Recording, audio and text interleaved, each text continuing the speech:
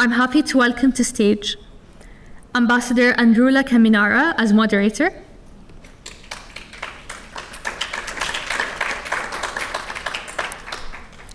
Professor of Philosophy and Director of Instructional Design and Educational Continuity at GUQ, Dr. Jamie Olsen.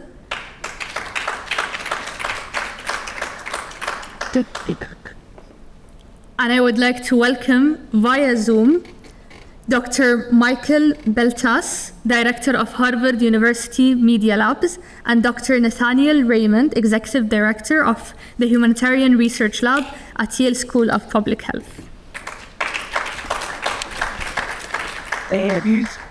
Finally, there is a fourth speaker which has been able to join us. It's Colonel Simon Miner from Kenya. He's the cybersecurity advisor to the president. Please, Simon.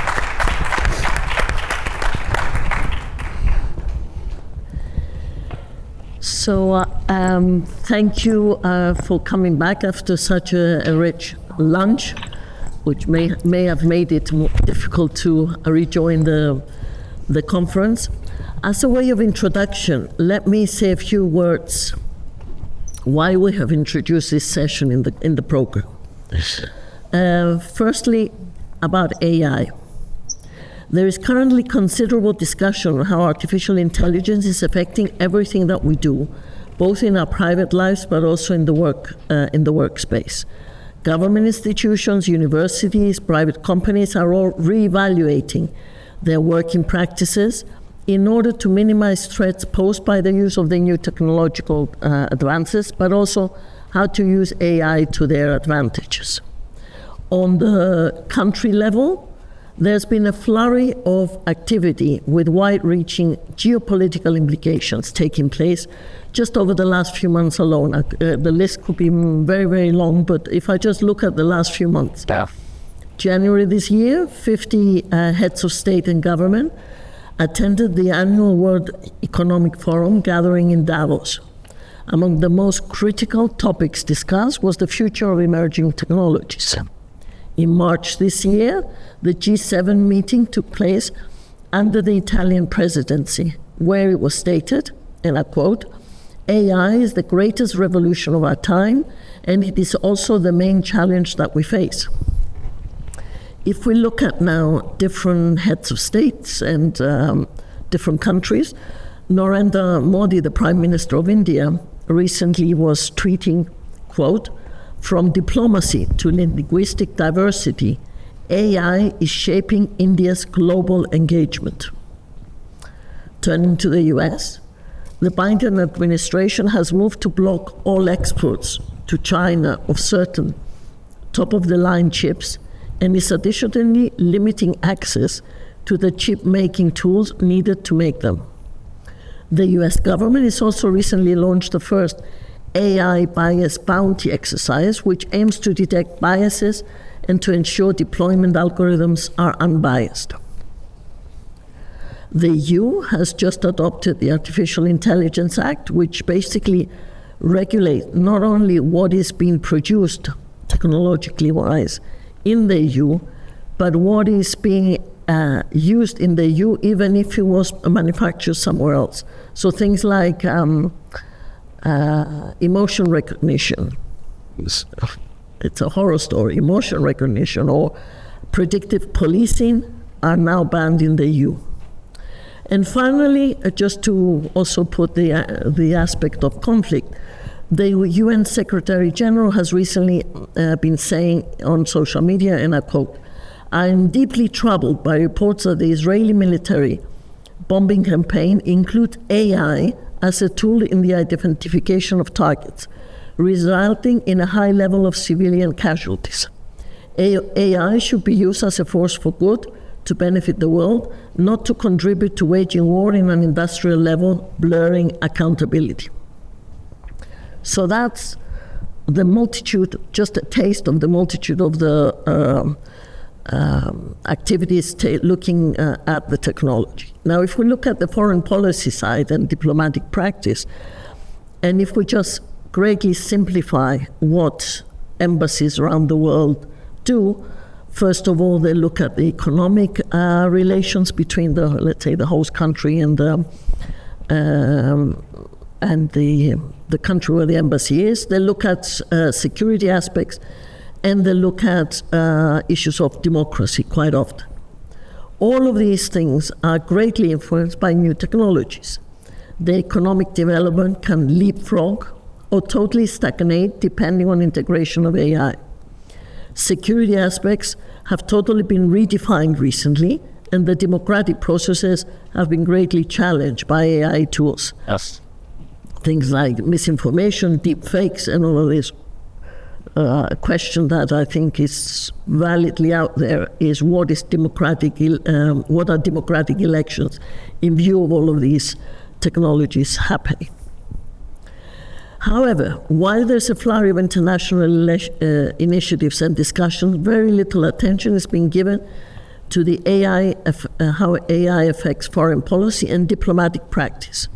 And very few of the people working in ministries of foreign affairs are technologically savvy enough to fully understand and incorporate the challenges and opportunities provided by these new technologies. And here, anybody in the room that feels that they are savvy enough, you have my full respect in this sense. Lesser still is any analysis of the gender impact of these technologies. And while the geopolitical focus is on which country will lead the global AI race, and in reality, why is this another fault line in the deteriorating US-China relationship, the question of the equitable use of these technologies and its effects on gender representation and opportunities within its citizens or the citizens of the partner countries are rarely explored nor mentioned. In this context, that's why I think this panel is very, very valuable, and I'm absolutely thrilled to be monitoring a panel having such prominent speakers. We have Dr. Michail Bletsas, who is the director of the Harvard Media Labs, Dr. Nathanial Raymond, who's the executive director of the Humanitarian Research Lab of Yale University, Colonel Simon Miner, director of cybersecurity, artificial intelligence, and emerging technologies at the National Security Advisor's Office in Kenya. And last but not least, Dr. Jamie Olsen, manager of the Institutional Design and Educational Continuity at Georgetown. If you would allow me, I'll give the floor first to our speakers, which are on the big screen. And maybe Dr. Bletsas, if you could please start giving your introductory remarks. First of all, thank you for moving me upstream to that other university in Cambridge. But I'm actually the director of computing at the MIT Media Lab, not Harvard. Sorry. Small detail. AI is all the hype these days. Hard to miss it. It's in all the discussions, and rightfully so. It will affect all human activity, all dimensions of human activity. When it comes to geopolitics, though, I see three main dimensions, all of them interconnected, through which we can analyze the effect of AI. The first one is data sovereignty. Who owns the data, where the data are, who controls the data. Obviously, cross-border data flows are something that we see all the time these days, but we should not take it as a given. And of course, the availability of the necessary infrastructure.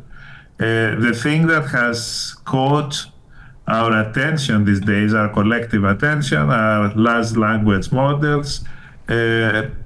We can discuss whether these things are the most useful things in AI and the things that are going to affect us the most. That discussion is open. However, they do require tremendous amounts of computational resources that are not available to everybody. I mean, if we want to simplify the picture, only the US and China have full sovereign control over the necessary resources that are required to train these large models. And with increasing competition between US and China, China is a little bit disadvantaged at this point. They don't make the chips required to train those large language models yet. The second axis through which we should try to analyze the picture is regulatory and ethical frameworks and cultural frameworks. We see that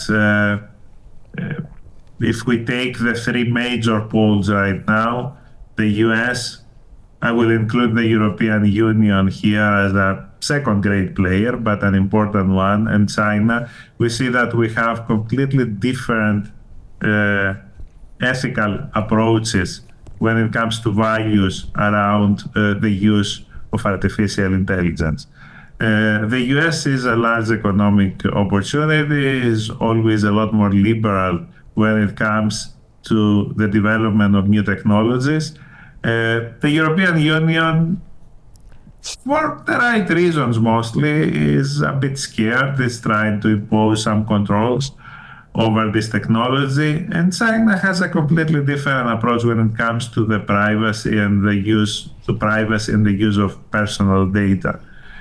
So the outcomes are completely different. The strange thing that we see, and I need to point that, is that although the US has abandoned size by itself as a regulatory yardstick, putting controls on the size of companies, we see that China is adopting that and is trying to control the size of the large internet platforms over there.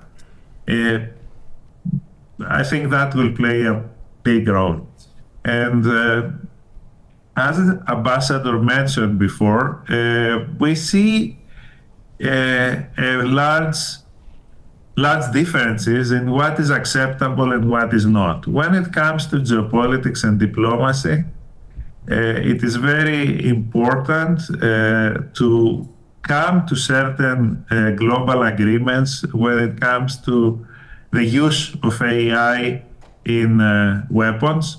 AI is being weaponized very quickly, and I don't think that we will see something to the extent, for example, of the chemical weapons ban, that it's mostly in effect all over the world. We see that AI systems will gain increased autonomy in the near future, and that will certainly include military uses.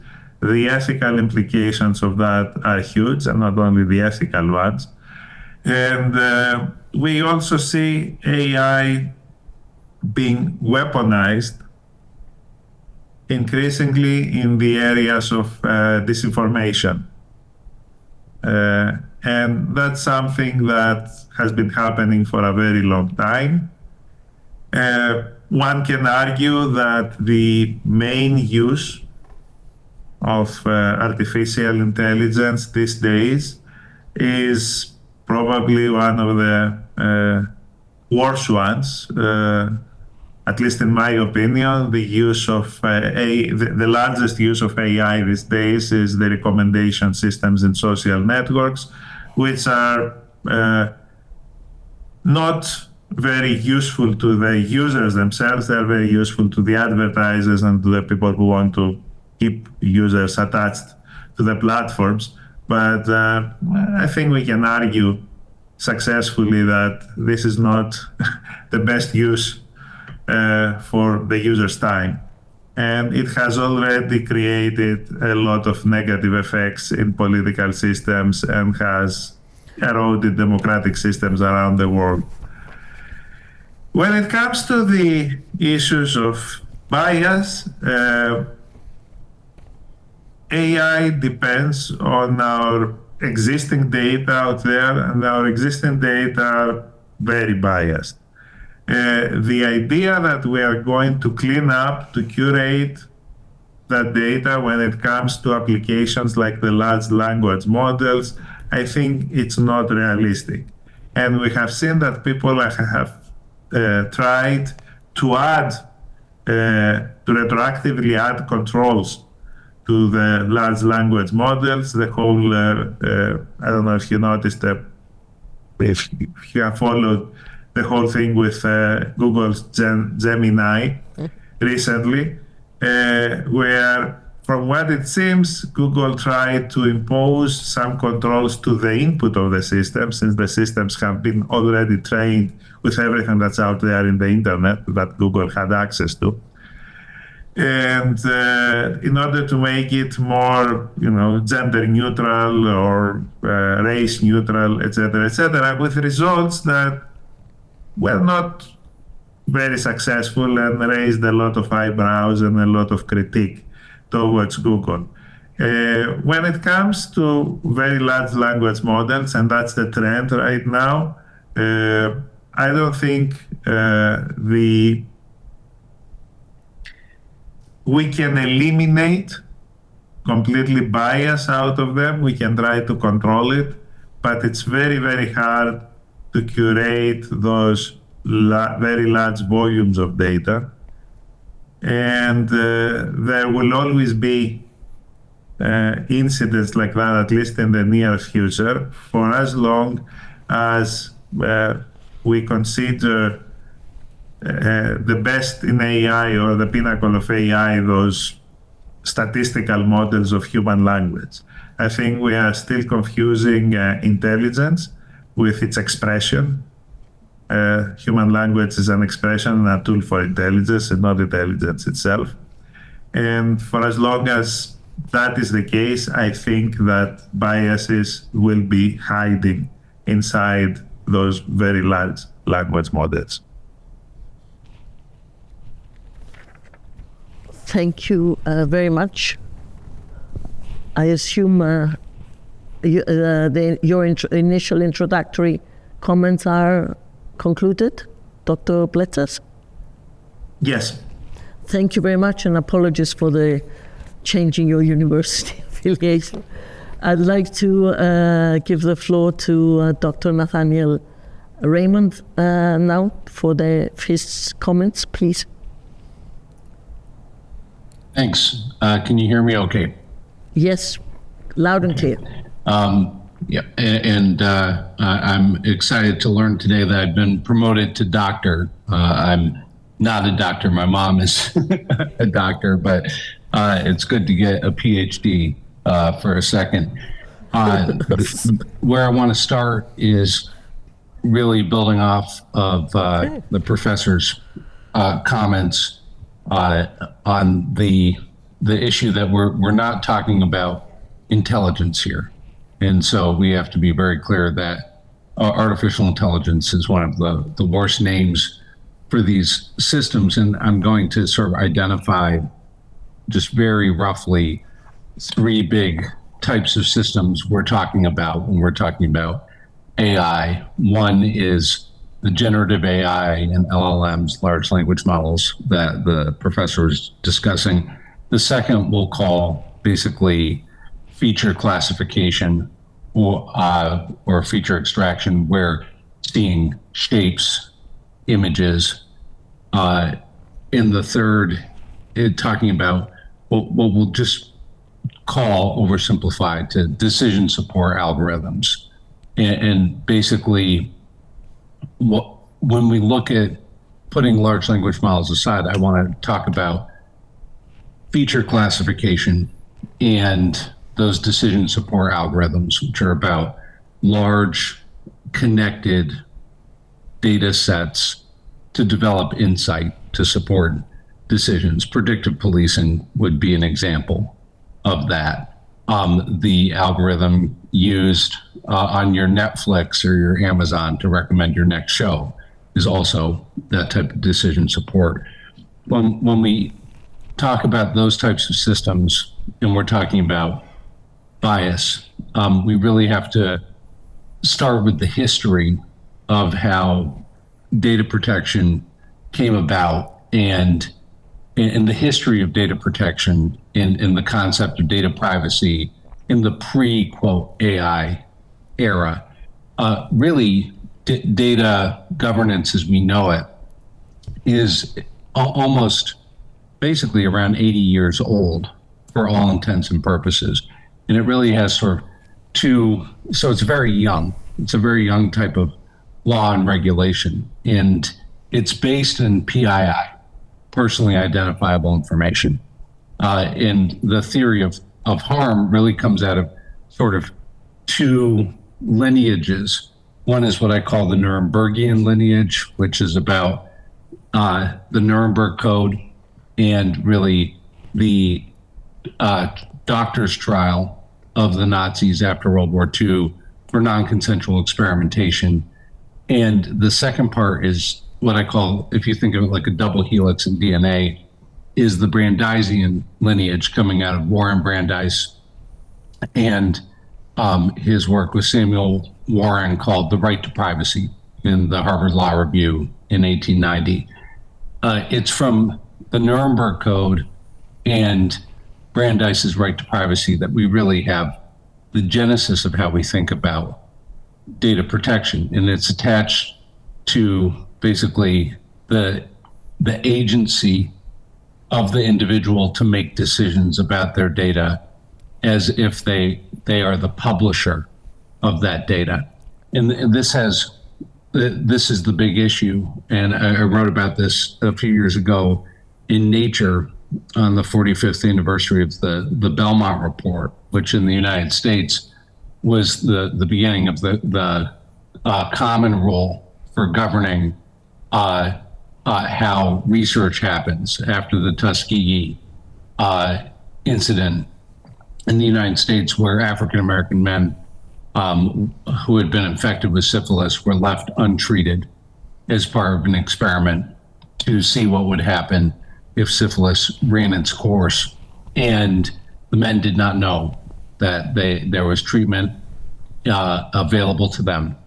And what I'm getting at here is that the world before, quote, AI was about this individual information as the source of harm. And the breach of information about individuals or the collection of information without consent, the utilization of that information without the agency of individuals. But now we've entered a world where it's no longer about PII. It's about what I call DII, demographically identifiable information. These systems run, the fuel that they run on in artificial intelligence is in many cases DII. It's information about groups, and that can be by gender, that can be by race, it can be by anything. We could group the individuals on the stage by the demographic of who's wearing a blue tie, and who's wearing a white jacket. You can make a demographic out of anything. And so this is the problem, is that our political settlements globally about data are anachronistic to the current moment. They are about protecting individual data. When we look at GDPR, for example, when we look at US 1974 Privacy Act, they don't even have common definitions of what is group data. What rights does a group have, especially when the group doesn't even know they exist in the mind of a computer? And so what I want to close with is that the challenge here as it relates to gender and the challenge diplomatically is that we don't, this data has no name in the law, both on national levels and internationally. There's only one definition on the US side from NIST, the National Institute for Standards and Technologies, of group data. And it's like 9 words.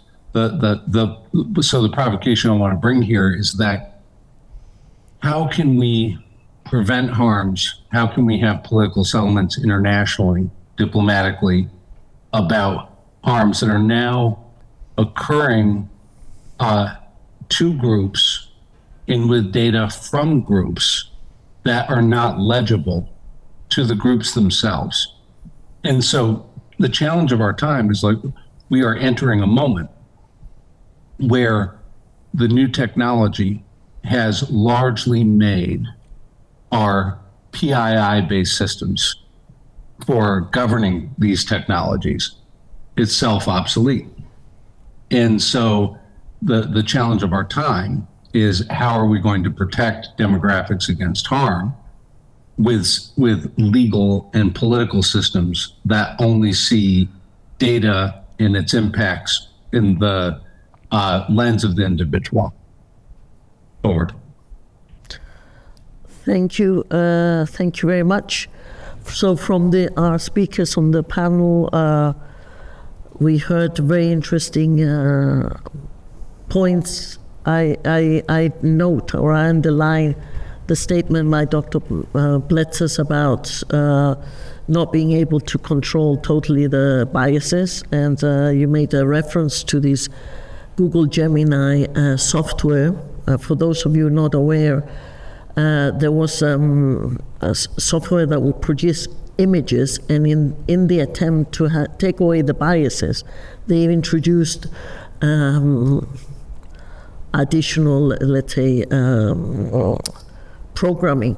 So when you would ask it, produce the image of a Nazi, German Nazi, he would produce an image of a black person in Nazi uniform. When you would ask it a photograph of a pope, it will be, sometimes it will produce a photograph of a female pope, or who are the founding, an image of the founding fathers of the US, there will be the image of Indian American person. And Dr. Nathanial made a very, very interesting analysis of what is the current problem vis-a-vis how to protect this type of data. I'd like to turn now to Colonel Minor, if you could explain from your perspective and give us your introductory remarks. Thank you, Ambassador. First, I'd like to really acknowledge the Hiwaraat series for being bold enough, engaging in conversations that are not typically well sounded off, or which may seem too sensitive to discuss, including today's topic for this panel, which is AI, and in terms in which it shapes foreign policy and matters that enhance biases, as the two speakers ahead of me spoke about. So thank you very much for having the boldness within Georgetown here in Qatar to really create a space for these safe discussions based even on the topics that have passed by: Islamophobia, water security and energy. Those are the things that really must be discussed upon for humanity, really. And secondly, of course, to convey my Ambassador Monica Juma's regards for the invitation and the honor for having me here for this panel. I think our perspective, or my perspective, with regards to what AI curtails for the future is really shaped by who we are as a people in the global south, who we are as a people in Africa, and who we are as Kenyans. And for us, this new digital revolution and really portends for us the next phase of human development. And in the previous development of humanity in terms of advancing how its dignity, Africa and Kenya in general has not been in those conversations. So we can look at this through from recently the Industrial Revolution. We can go back all the way to the Agrarian Revolution, the Neolithical age, where we are moving from hunters to gatherers to farmers. And so in some of these areas in which are transformative for humanity, Africa, Kenya, and the global south has mainly been outside. And so comes AI, and the discussion comes as to, AI is going to transform how humans interact with each other. AI is going to change how we do things. And suddenly there is the capacity and the ability for us to be able to engage in this conversation from a Kenyan and African and global south perspective. And this really forms the grounding with which we see the digital transformation from AI, from quantum computing coming up, from IoT, and this is why we think it is very key to engage in this discussion. For us, we see our purpose is really to bring up the dignity of our citizens within our border areas, within our countries, within the continent. And if this digital transformation is a potential path for really enhancing the dignity of the human beings within the global south, within Kenya, within Africa, we want to play a part of it. But even as we engage, or even as we become aspirational in how we transform ourselves, our citizens, and the world, through it, we do recognize that there are inherent biases, as mentioned by Michail, that are already existing within these capacities, within artificial intelligence, to be specific. And one of the ways that we can really shape or be part of this transformative novelty of this next phase of human revolution would be ensuring that Africa and Kenya is there in terms of understanding this data, understanding the biases, ensuring that some of these compute capabilities right from the beginning take into consideration what Kenyans and Africans really matter. Looking through the ages and the human development, any of those technologies, any of those revolutions that came up about, it was those who had, those who had the advantage, who really dictated upon. And bringing up the gender, how does this affect gender in general? We must look at, as we move from hunters to gatherers and we moved into farming, when the rains really succeeded for the world, for the humanity, then the farmers had much more. They had much more than the hunters and gatherers, and they continue amassing much more produce, and they kept on being rich. We came through to the agrarian revolution, and we have tools, and those with tools did better than those without tools. Come through to closer generations, and we have the industrial revolution, and we saw industries shifting to certain sides of the world, of the global, depending on where they are. And all of a sudden, even if there are geopolitical tensions, you can't do away with country X. We need them because they produce certain elements that we cannot do without. And so this digital transformation is kind of unique in the terms of the ability of everyone to participate in terms of the development stage. So if we're talking about the large language models, they're so far created by a few, and they represent these elite countries or elite persons that we've come see through the age. And part of it is to really try and eliminate this elitism in the data, in the artificial intelligence, in the large language models that are currently being used either for generative AI or for decision support systems, as Nathanial said. And once this is achieved by ensuring that everyone participates in this journey, ensuring that everyone's data is counted in and reduces the biases, then we start removing existing biases in new models. Not just the large language models of those that are being used by the AI, but even from a humanity perspective, we start eliminating those models within our conscious. And one of the key ways we can do this, so I think AI can be used in removing these biases, or either way, depending on the geopolitics of it. There's a lot of tension, as you said, between economy, chips cannot be sold from one direction towards heading another direction, is to really ensure that that we can understand the role that the artificial intelligence will play either in creating conflict or in minimizing conflict. If you look at part of the ideas and the transformative actions that the world is taking to really provide women with a platform, if you talk about Resolution 1325, it really talks about reaffirming the place of women in prevention of conflict. The discussions nowadays towards AI and autonomous weapon systems is how they are going to create more conflict, as opposed to how they are going to bring about peace. And there's a larger likelihood that they are going to create conflict than peace. But the resolution by itself calls for women to participate in maintaining peace, which we are right now, even though the direction is hastily moving towards conflict, ensuring that there is a sustenance of peace, and less. No one wants to go into the recovery phase, post-war idea, because by then the women and children have already suffered a lot.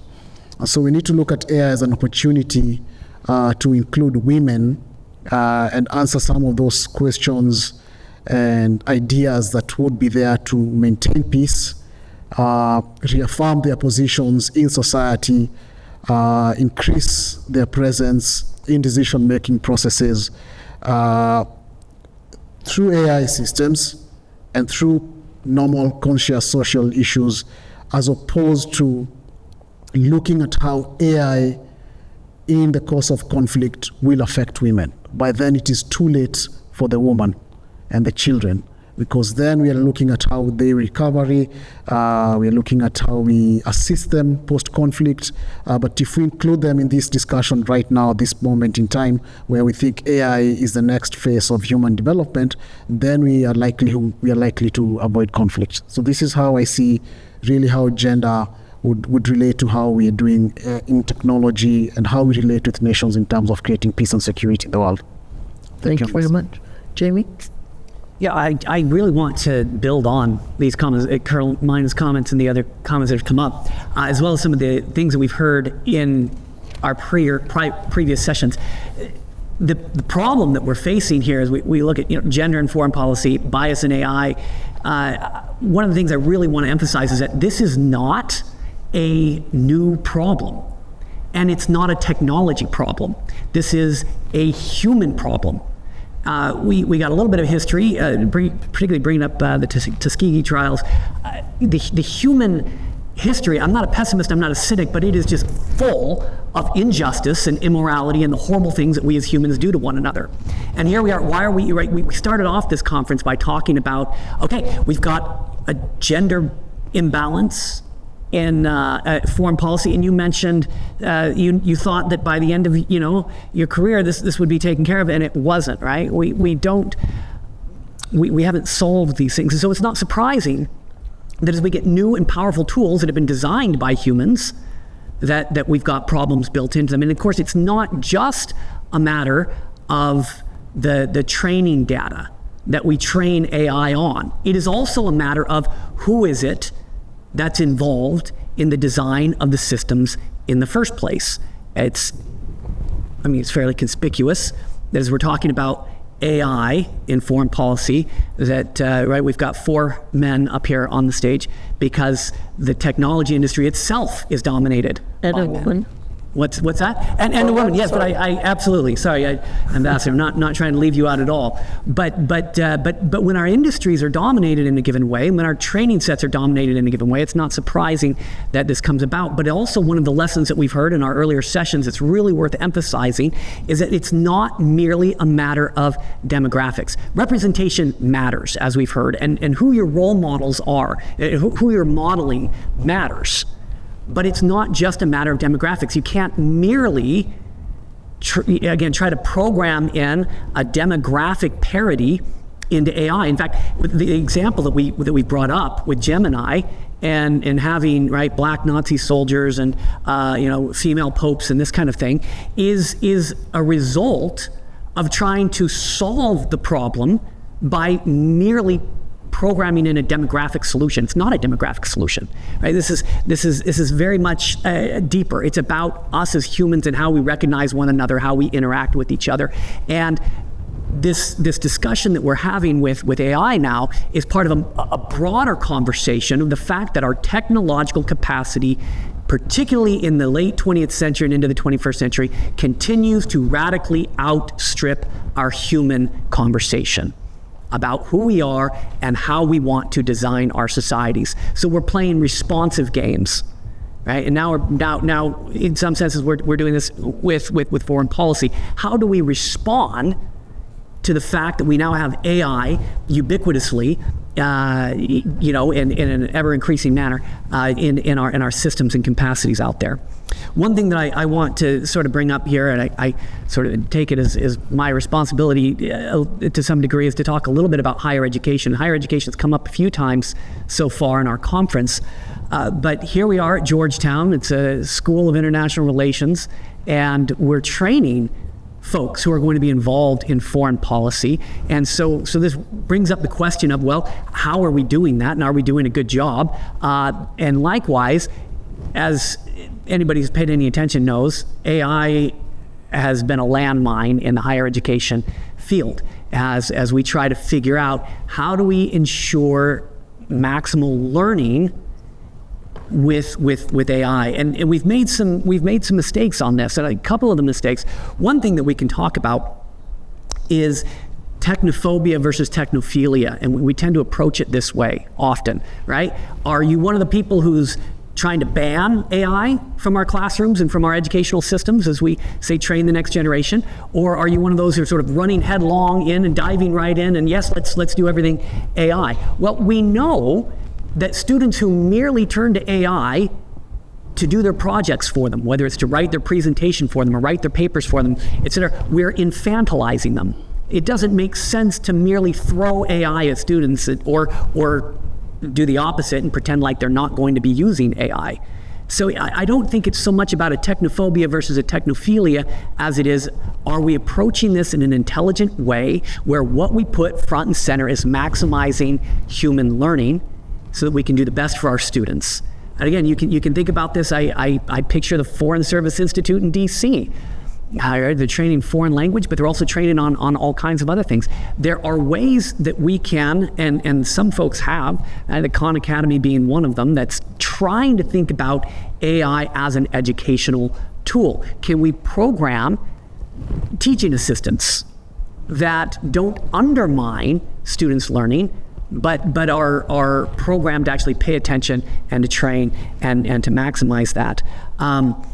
We've brought up the importance of misinformation and deception out there, and if we're doing anything in higher education, especially as we train future diplomats and foreign policy folks, we've got to teach them to be savvy at recognizing misinformation and deception, because we're absolutely going to see different countries programming their own AI systems intentionally to be biased in their favor.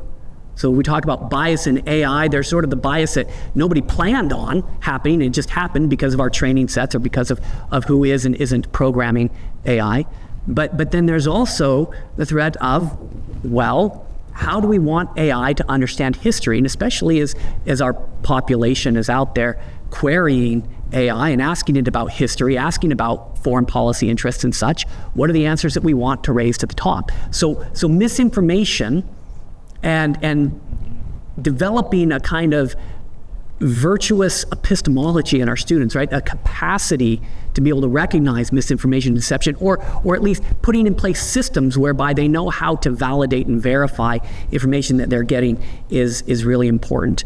The final thing that I'm going to say, again, one of the mistakes that we've made, or we kind of started off with in higher education as AI landed on the scene, was to immediately take a kind of punitive approach.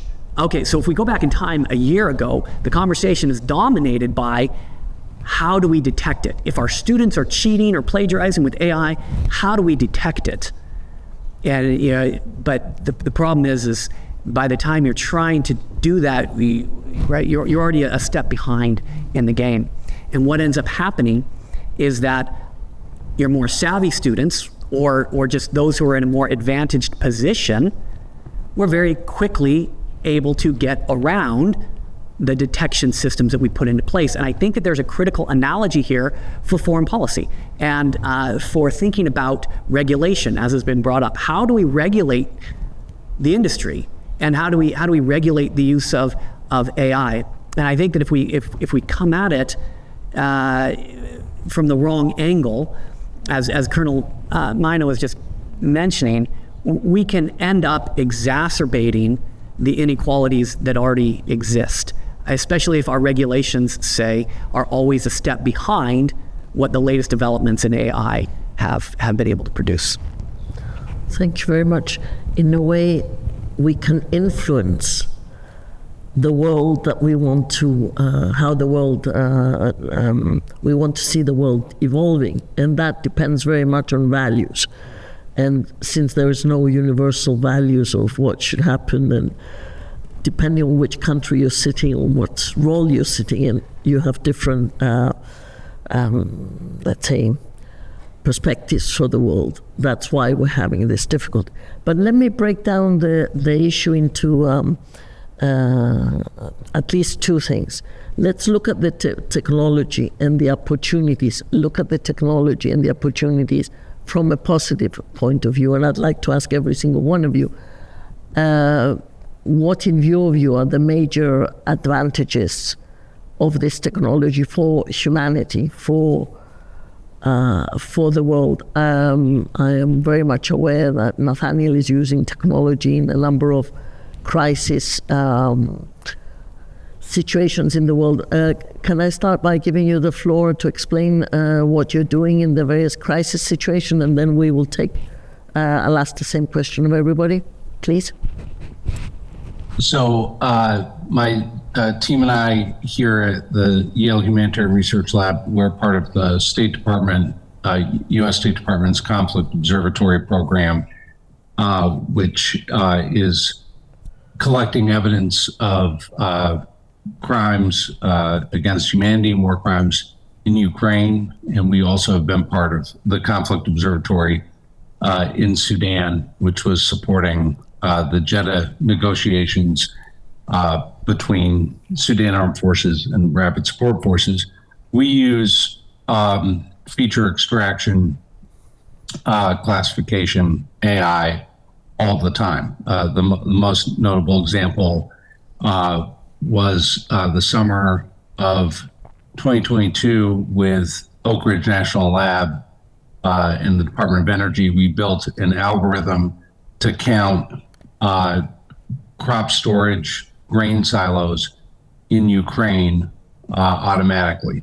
And because we had a really urgent situation where Russia's invasion of Ukraine had destroyed an unknown amount of its capacity to store grain and other crops.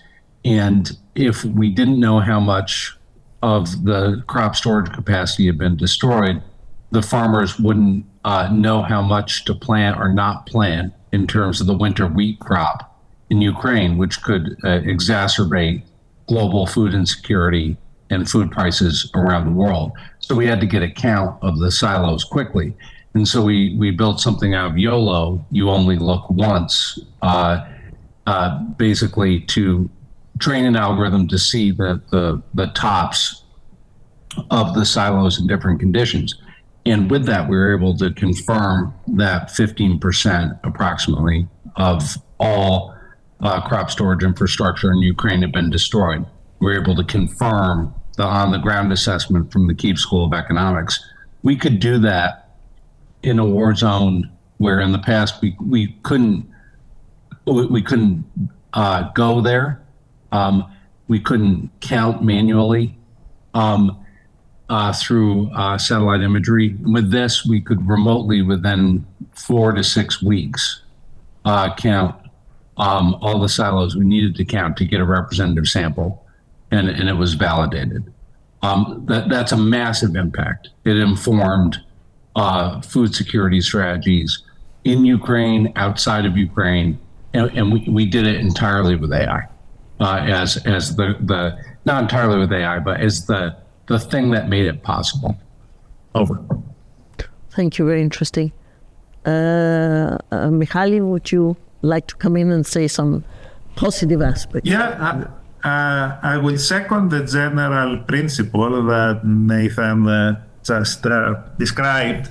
AI is most useful when you're trying to find things into huge volumes of data, or look for patterns that are not easily discernible by the human eye. So my current project, for example, is validating breast cancer diagnostic that some colleagues at MIT have developed for use in the Greek healthcare system.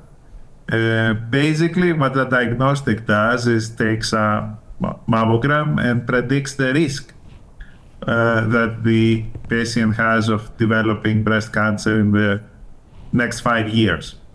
You can understand how important that is, because early detection almost always means cure with breast cancer.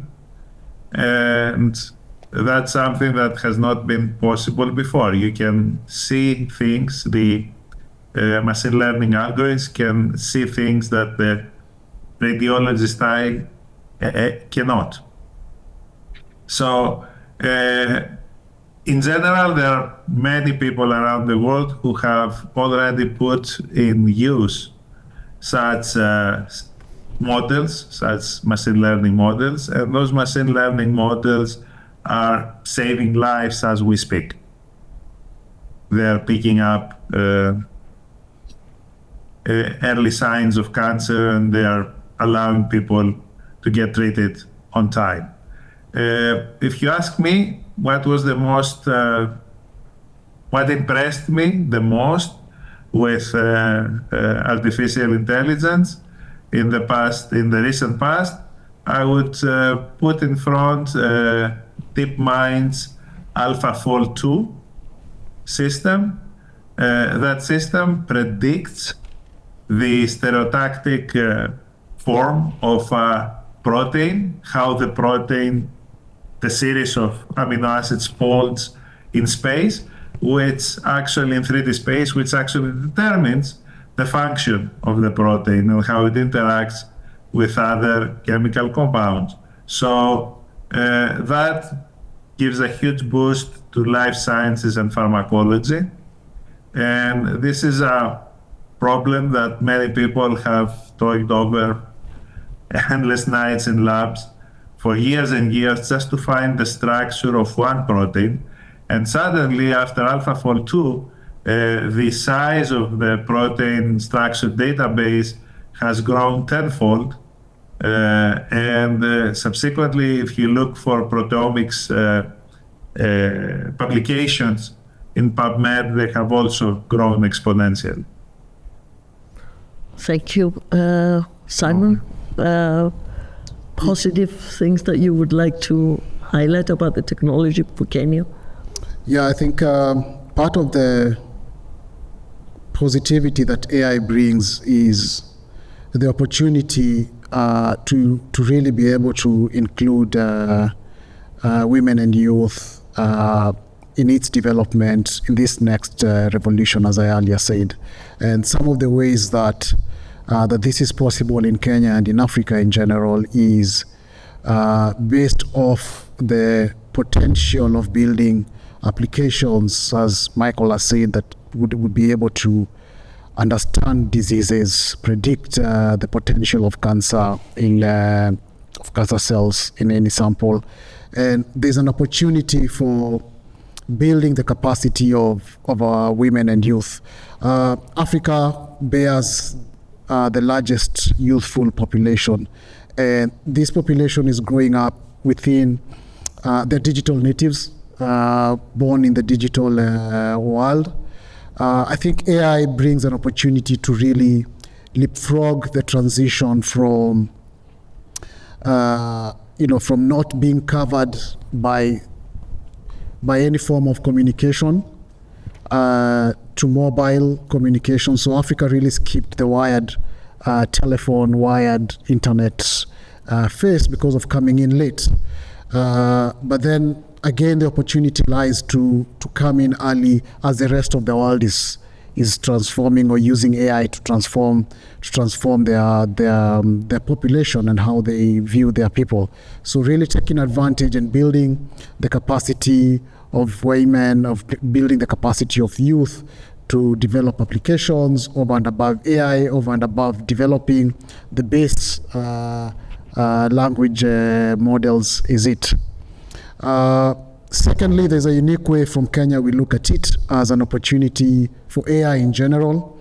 Part of their key concerns, especially for us as a country, is the effect of climate change on our population. Climate change really is the number one cause of conflict within our region, and even in our country, the changes caused by these climatic conditions over the few years have brought about resource competition. And how then do we balance AI development while at the same time ensuring less conflict? Part of the key conversations we are trying to really have with every stakeholder within the AI and tech industry is how they can ensure that the computing power the AI needs, the big data centers, are set up only on green energy.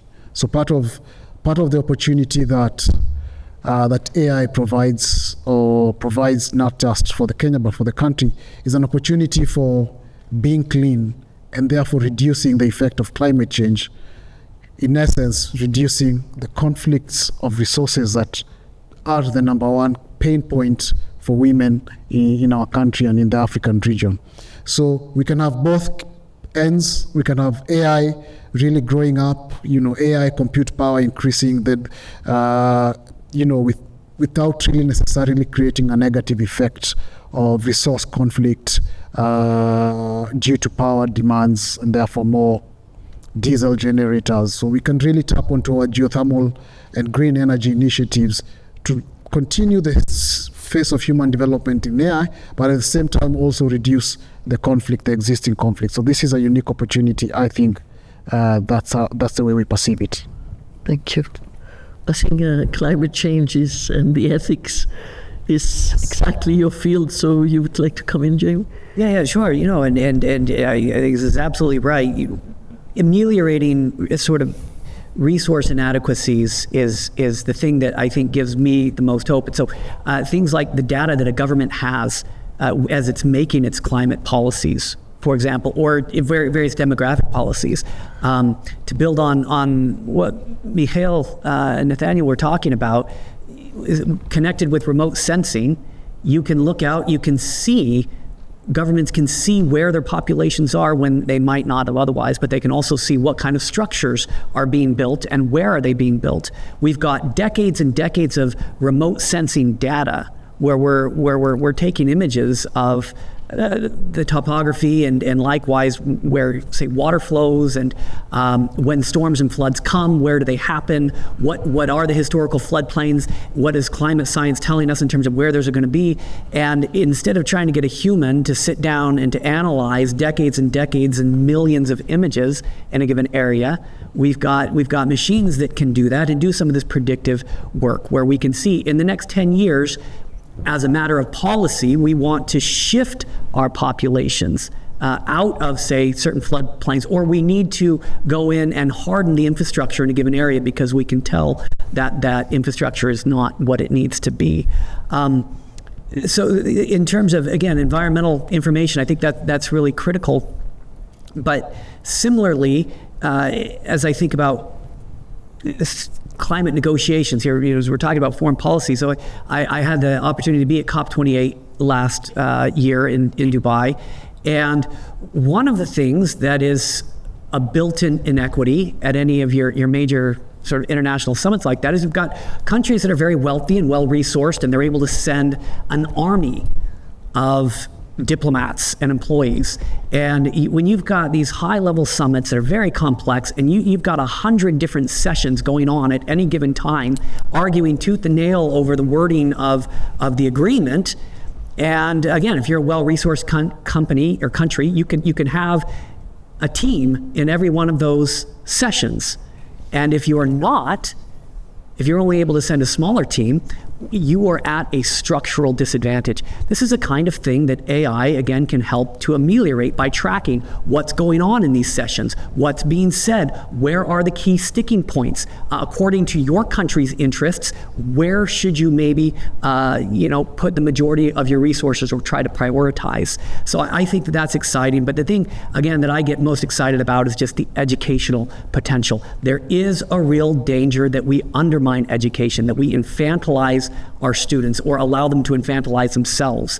But there's also real potential for us to increase education. There was an article recently in the Chronicle of Higher Education that's getting a lot of attention. Everybody's sort of arguing about, and the person who wrote it was trying to make the argument that people like myself teaching a class, say in philosophy, that I can't just teach, say, climate ethics, if that's my class, that I also have to spend a lot of my time teaching students how to learn, teaching them how to study, teaching them how to approach their material, and these kinds of things, especially in the wake of the pandemic, that this has become just a critical need, that I need to realize my job is not just to teach my discipline, but also to teach students how to learn. And there's been a lot of backlash to that. There's been a lot of debate, but AI has an incredible potential here. We've been talking for a couple of decades now about personalized learning and about the opportunity for technology to help in personalized learning.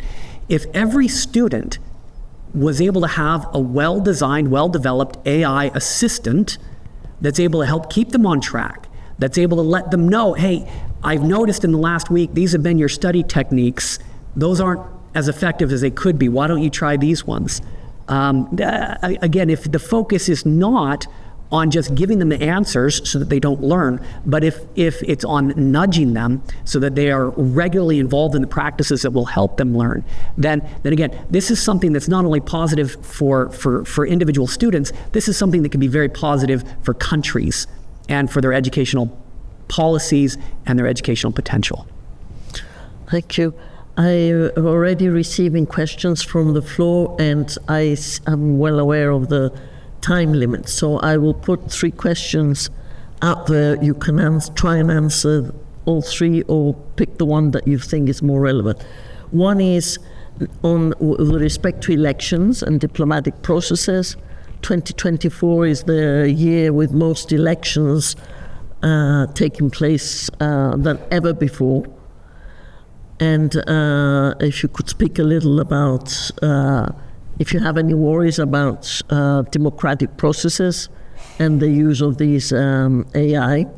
The other question is with respect to, because we talked about the positive things of technology, the other question is with respect to the potential negative things of technology and how, what do you worry most about gender dynamics on the one hand, and secondly, country dynamics, because this is something that would help certain countries become more powerful and potentially push other countries to become more weak or vulnerable. So elections, what do you worry about with respect to gender, and what do you worry about country dynamics? So I don't know who would like to go first. Michail, can you start? I can go first. Yeah, please.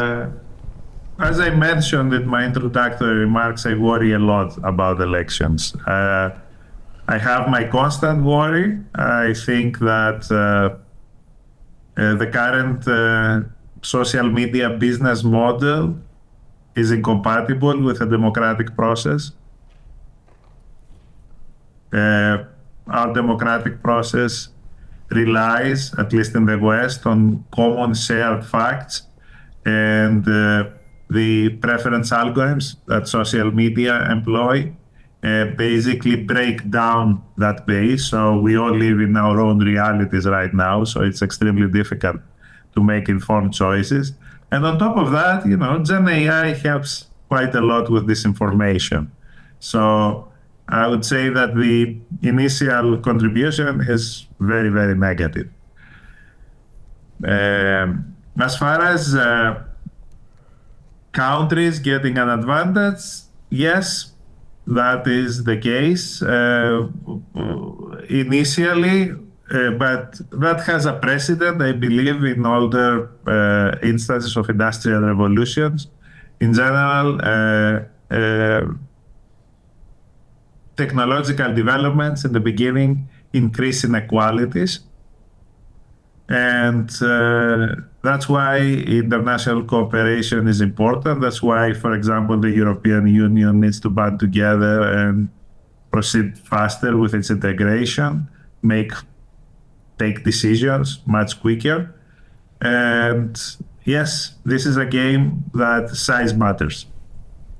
Thank you. Thank you. Nathaniel?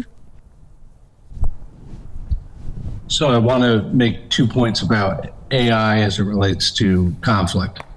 And the first, it does one major thing in war, is it speeds what's called the OODA loop. OODA stands for Observe, Orient, Decide, Act. And as we are seeing in Gaza with the deployment of Lavender by the IDF, that which is an algorithm for targeting, the OODA loop, that targeting chain, also known as the kill chain, accelerates and expands massively when supported by AI.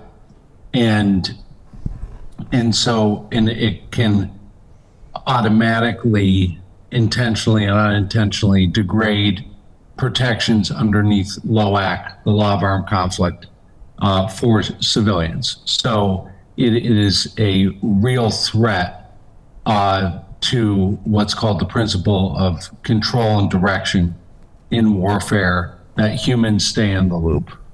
The second issue as it relates to AI in war also crisscrosses with misinformation, disinformation. If we look at Ukraine, the war in Ukraine is what the future of war will look like.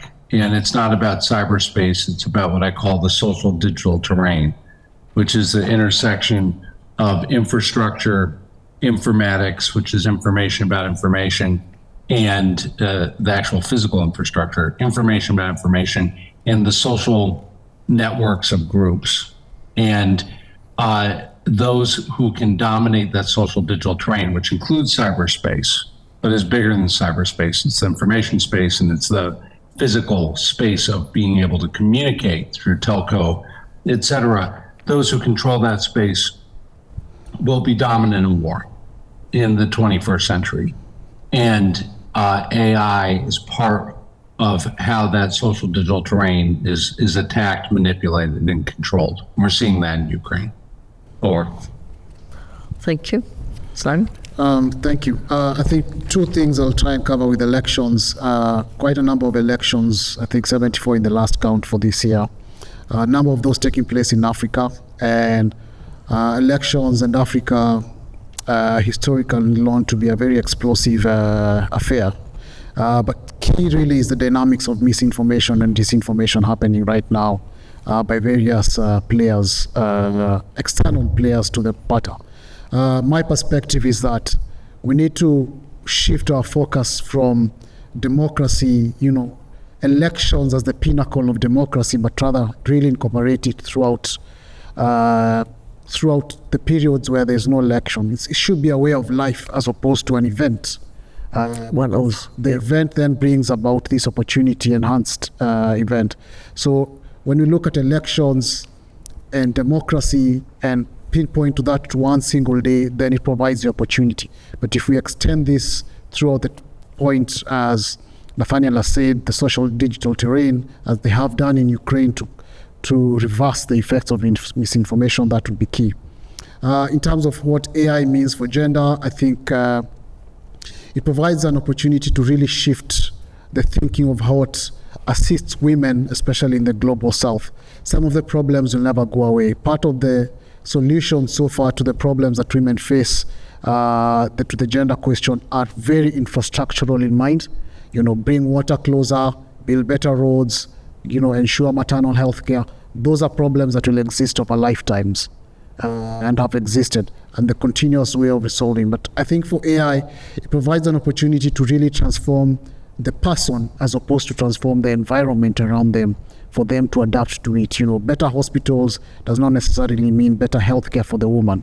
But if you provide AI the opportunity, if you teach the woman through AI and through digital transformation what opportunities exist, then the woman will move to an environment that really solves whatever problem she has. Thank you. Thank you. Yeah, I'll just say quickly, I with regard to gender and thinking about these, I was really struck in the last session by the use of thinking carefully through gender, talking carefully through gender in both hiring practices and nomination practices. And again, that's a very intentional human approach to what are the systems, how are we doing this, what are our hiring practices, are we being biased or not, what can we do to ameliorate those, and then thinking about, again, higher education and two different systems that we have, one that has built in great review and feedback, and that's research. Higher education does research very, very well. And that's in part because nobody tries to publish by writing something on their own in a closet and then sending it into a publisher and just hoping that it gets published. That's not the way that we do it. We gather at conferences like this, we build our proposals, we have our best friends and colleagues review and give their feedback on it. We're very open in being subject to criticism as we conduct research. And the peer review process itself structurally builds that in. And we do that very, very well. One place that we do it much less well is in teaching. Our classrooms we tend to kind of consider to be our closets. We get a little nervous about inviting anybody in. And in part, that could be because of the punitive way that class observations can operate. But when we open ourselves up in the classroom, we can make progress with regard to our teaching and the skill with which we teach our students in the same way. And I think that with regard to these imbalances, once again, there's a potential here if we open ourselves up to allowing feedback from AI with regard to our institutional practices and how we conduct ourselves. There's critical information that we can get there. In all of this, it's about recognizing the human and being intentional in promoting the human through the use of our technology. Thank you very much. We have actually come to the end of this session. I am absolutely grateful to every single one of you for sharing your thoughts. I think if this session has done something, is potentially to scratch the surface of this new whole area, which is linked to how we do foreign policy and also is linked into the gender aspects of these things. And just to give us some pointers, both for positive, let's say, forward-looking ideas, but also quite a few pointers on some negative things that are about to hit us. I would love that this type of discussion, we had more time, and maybe a future conference could be going to more details on some of these things. But I'm grateful to every single one of you for your contribution. So I think let's give our speakers a very well thank you.